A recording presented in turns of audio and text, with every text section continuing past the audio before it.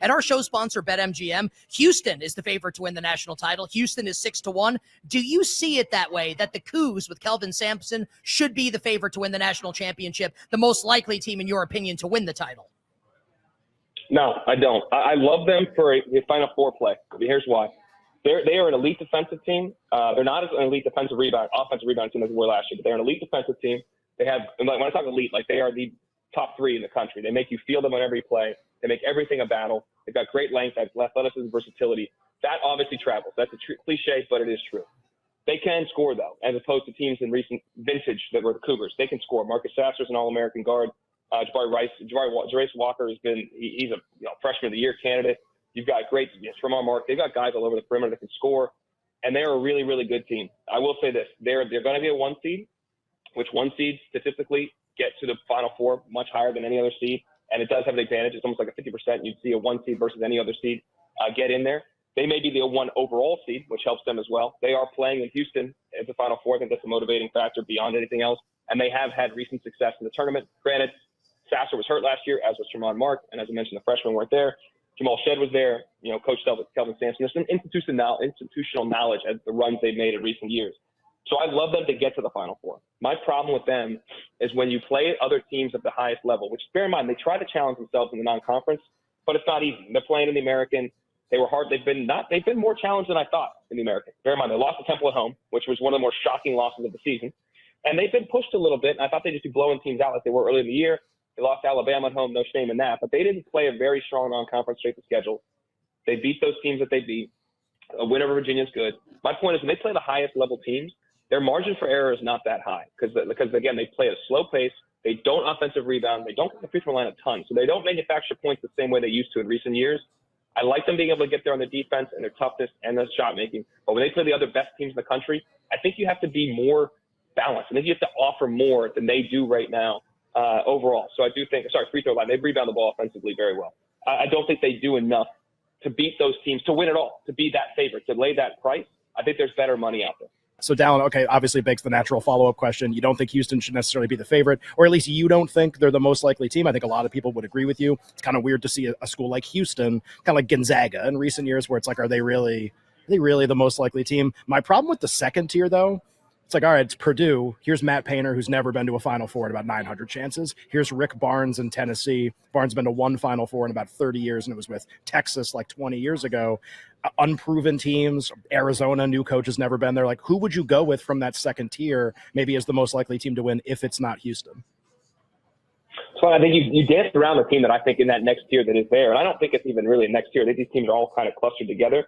Purdue, you mentioned, no, I don't think they're going to do it. I think the same argument I made for the Final Four. I like them for a Final Four future. I do not like them to win it all. Kansas, I think, is more likely to get there. I want balance, and I want guys that can go score the ball. The teams you mentioned, Tennessee, is defensively they are offensively deficient. Arizona is a team that can score, that has to play at pace, but we've seen them. They don't shoot it particularly well from three. Their guards, they lose pro guards last year in Dalen Terry.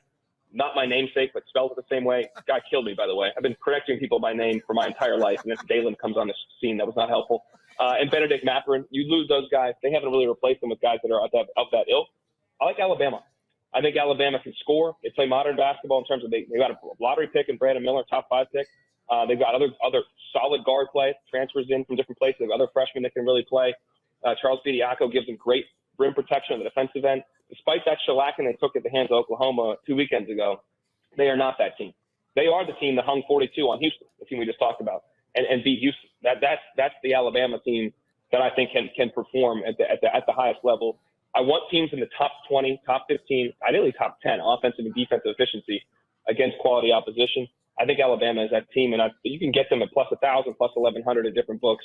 That would be where I'm going. I realize that outside the box, as you said, teams that haven't done it before.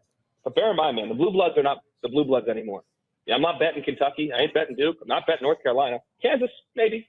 But Alabama, I think, is really capable. And before we know the bracket, when you can actually see your path, it is kind of in the abstract.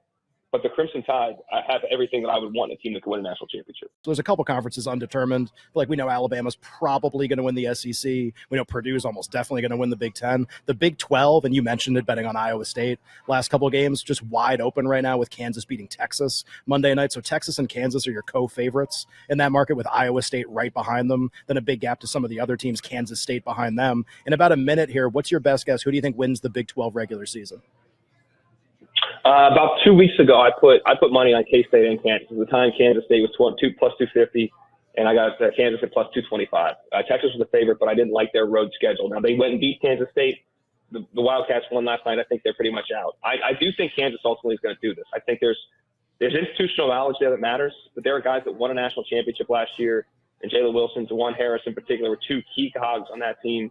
Not to mention Joseph Yesufu and other guys off the bench, and you have one of the best coaches, if not the best in the business, in Bill Self. So I do think, and Texas still has a tougher road slate in a brutal conference, guys. That conference is by far the best. It's so entertaining every night.